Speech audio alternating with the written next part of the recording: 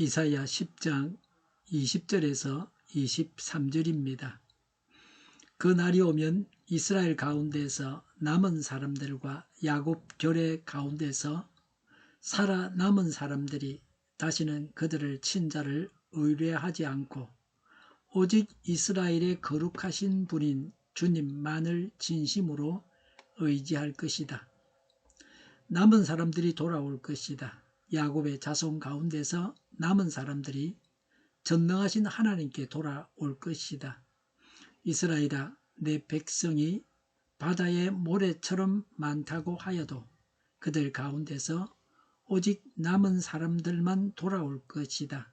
너의 파멸이 공의로운 판결에 따라서 이미 결정되었다. 파멸이 이미 결정되었으니 주님 곧 만군의 주님께서 온 땅 안에서 심판을 강행하실 것이다. 아멘. 오늘 본문은 심판 가운데서도 하나님이 남겨두신 남은 자에 대한 말씀입니다. 겉으로 보면 이사야 10장은 아시리아의 교만과 심판을 말하는 무거운 장입니다. 그러나 그 한가운데에서 하나님은 희망의 빛을 비추십니다. 그 빛이 바로 오늘 본문의 핵심입니다. 20절에 그 날이 오면 이스라엘 가운데서 남은 사람들과 야곱 결의 가운데서 살아남은 사람들이 다시는 그들을 친자를 의뢰하지 않고 오직 이스라엘의 거룩하신 분인 주님만을 진심으로 의지할 것이다 라고 했습니다. 아시리아를 통해서 하나님께서 심판하신 후에 이전에 자신들의 안전을 도모하기 위해서 아시리아와 시리아를 의지했던 남북 왕국 백성 중에서 남은 자들이 하나님께서 시리아와 아시리아를 벌하시는 것을 보고 회개하고 돌아와 하나님을 절대적으로 신뢰하게 됩니다. 과거 이스라엘은 위기가 올 때마다 하나님이 아니라 강대국을 의지했습니다. 아시리아, 이집트 이런 사람의 힘을 붙잡았습니다. 그러나 심판을 통과한 남은 자는 달라졌습니다. 그들은 더 이상 세상을 의지하지 않습니다. 대신 이스라엘의 거룩하신 하나님을 진실히 의지합니다. 여기서 우리는 중요한 질문을 던져야 합니다. 우리는 무엇을 의지하고 있습니까? 돈입니까? 관계입니까? 우리의 경험입니까? 아니면 거룩하신 하나님이십니까? 나라가 망할 때에 우상 숭배하고 약한 자를 못 살게 하며 악하게 살던 때와는 다릅니다. 하나님만을 진심으로 의지합니다. 이것이 하나님 앞에서 아름답습니다. 나라의 멸망과 포로 생활 가운데 악인들이 죽임을 당하고 살아남은 자들은 정화되어졌습니다. 징계로 인한 고난은 우리를 정결하게 합니다. 고난을 주시고 징계하셔서 우리를 정결케 하시는 하나님을 찬양합시다. 21절에 남은 사람들이 돌아올 것이다. 야곱의 자손 가운데서 남은 사람들이 전능하신 하나님께 돌아올 것이다 라고 했습니다. 아시리아는 바벨론에게 망합니다. 바벨론은 페르시아에 멸망합니다. 페르시아 왕 고레스의 칙령에 의해서 주전 537년에 유대 땅으로 귀환하게 됩니다. 귀환자는 거의가 남한국 유다 사람입니다. 북왕국 이스라엘 사람은 극소수가 귀환하게 됩니다. 정결하게 된 자들은 돌아오게 하셨습니다. 하나님께서 의도하신 목적이 다 이루어졌습니다. 하나님께서 훈련하시려고 하시던 목적이 달성되어 그들이 정결해졌습니다. 돌아온 사람은 회개하고 방향을 바꾼 사람입니다. 그래서 더 이상 훈련받게 할 필요가 없었습니다. 하나님의 훈련학교를 졸업하게 되었습니다. 하나님께서 우리에게 주시는 훈련을 잘 받아서 졸업하시기 바랍니다. 나라가 망해서 포로로 끌려가던 때를 생각하면 돌아온다고 하는 것은 감격적인 일입니다. 특히 전능하신 하나님께로 돌아오는 것입니다. 그래서 기뻐해야 합니다. 22절에 이스라엘아 내 백성이 바다의 모래처럼 많다고 하여도 그들 가운데서 오직 남은 사람들만 돌아올 것이다. 너의 파멸이 공의로운 판결에 따라서 이미 결정되었다고 했습니다.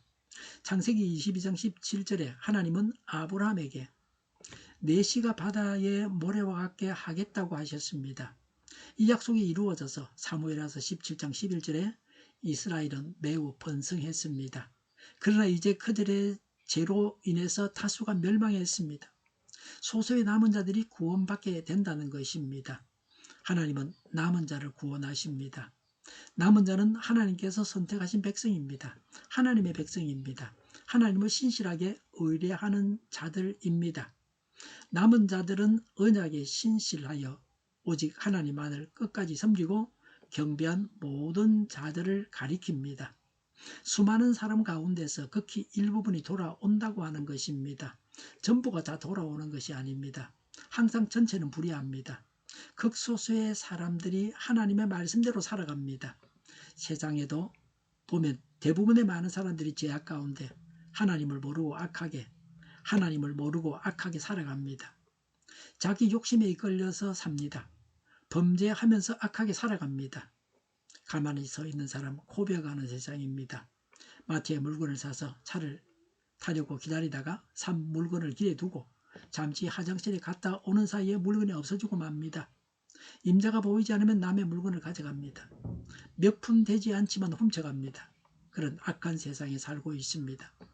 대다수는 악하고 극소수가 하나님 앞에서 의롭습니다. 교회 안에서 보면 교회 다니는 사람은 많지만 말씀대로 신실하게 사는 사람은 적습니다. 새벽기도에 나와서 매일 말씀과 기도로 신실하게 살려고 하는 사람은 적습니다. 보통 아침 기도하는 숫자는 주일 대예배의 10분의 1입니다. 우리는 소수의 신실한 믿음의 사람 안에 속해야 합니다.